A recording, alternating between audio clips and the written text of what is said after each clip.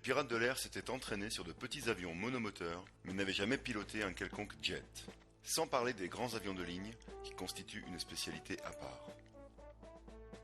Pourtant, ils ont accompli à grande vitesse des virages, des descentes vertigineuses et des manœuvres extrêmes qui ont laissé totalement perplexes les contrôleurs aériens.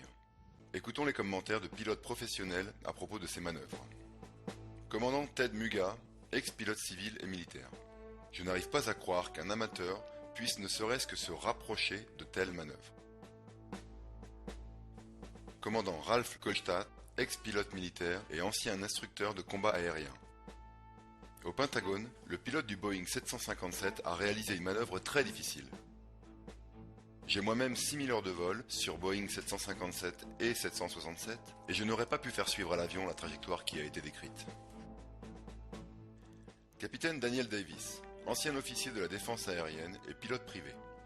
Survoler la colline et l'autoroute et aller percuter le Pentagone entre la hauteur du mur et le sol, c'est pratiquement impossible, même pour un petit motomoteur lent, et il est impossible de faire ça avec un 757.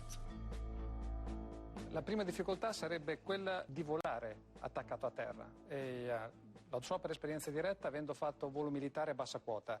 Ci sono tutta una serie di turbolenze che fanno sì che sia molto difficile stare veramente appiccicati per terra. Credo che chi ha fatto questa attività possa capire cosa vuol dire stare a 10 metri da terra, 5 metri da terra con un aeroplano che pesa 110-120 tonnellate lanciato a 900 km all'ora.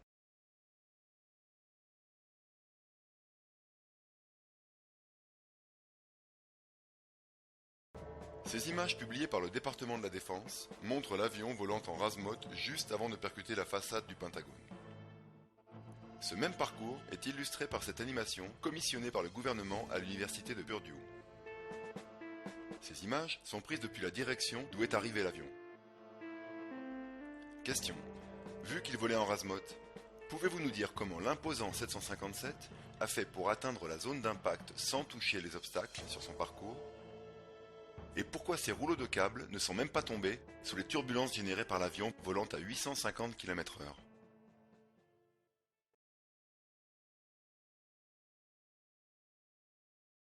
Dégâts visibles à l'extérieur.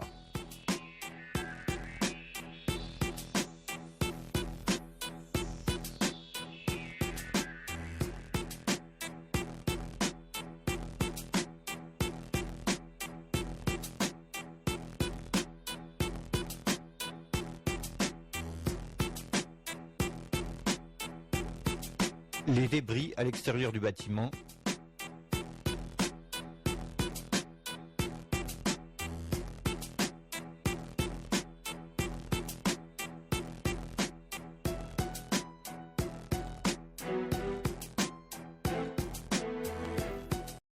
Le mur externe s'effondrera 20 minutes plus tard, laissant un trou béant de plus de 20 mètres de large.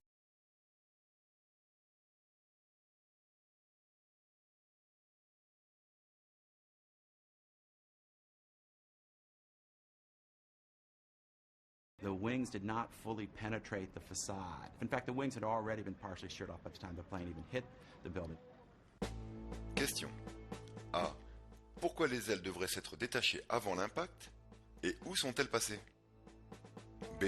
Où est passée la queue de l'avion, qui s'élève à 4 mètres au-dessus du fuselage, et pourquoi n'a-t-elle laissé aucune trace sur le mur, ni cassé les fenêtres au-dessus du trou d'entrée?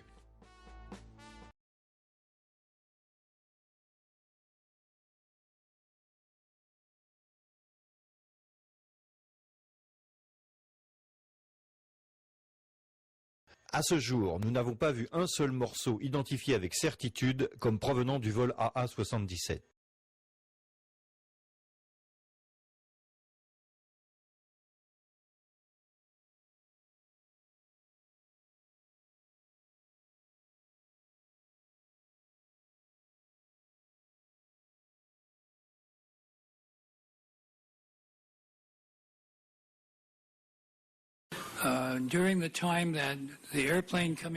Pendant le temps d'approche de l'avion vers le Pentagone, un jeune homme précisait au vice-président « L'avion se trouve à 80 km.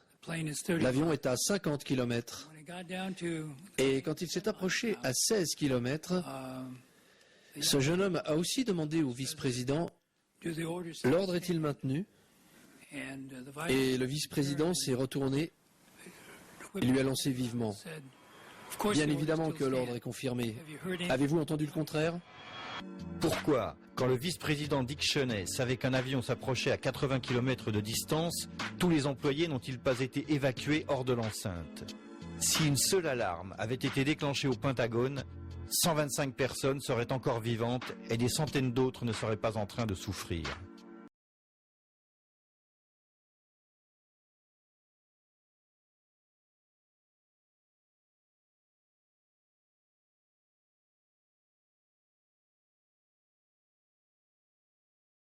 Le vol AA-77 parvient ensuite à frapper la seule partie du Pentagone qui avait été renforcée pour faire face à une attaque terroriste.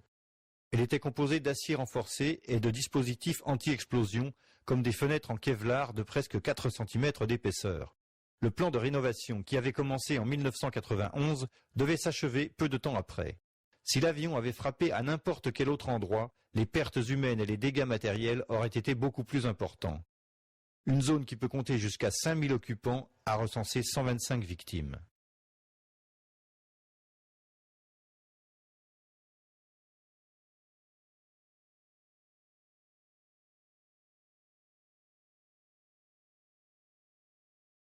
Le 24 octobre 2000, le Pentagone a dirigé Mascal, un exercice de simulation comportant un nombre élevé de victimes suite à l'impact d'un Boeing 757 sur le bâtiment.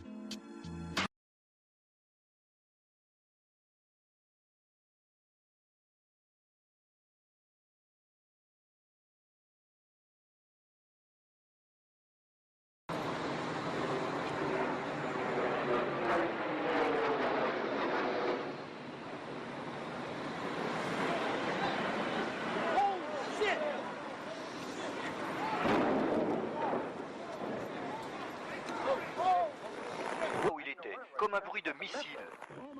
Oh mon Dieu, un autre avion vient juste de frapper le World Trade Center. Un autre avion, un moyen courrier.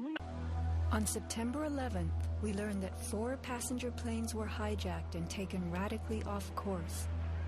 Within an hour, 2 of the planes had flown into the enormous steel towers of the World Trade Center, creating fires and eventually toppling them.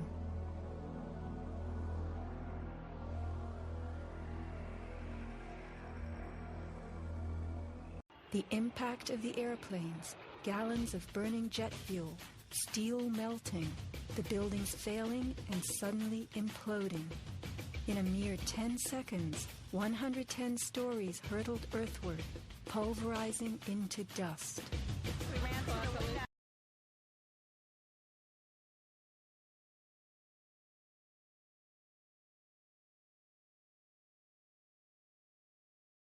Les tours jumelles étaient composées de 200 000 tonnes d'acier et de 325 000 mètres cubes de béton.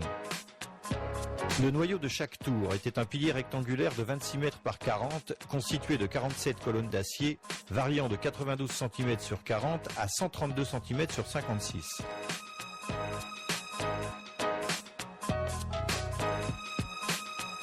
La tour nord fut achevée en 1970. Elle culminait à 417 mètres. La tour sud le fut en 1973 et s'élevait à 415 mètres. Il s'agissait à l'époque des plus hauts bâtiments du monde. Elles furent dessinées et conçues pour supporter de multiples impacts de Boeing 707, le plus gros appareil en service à cette époque.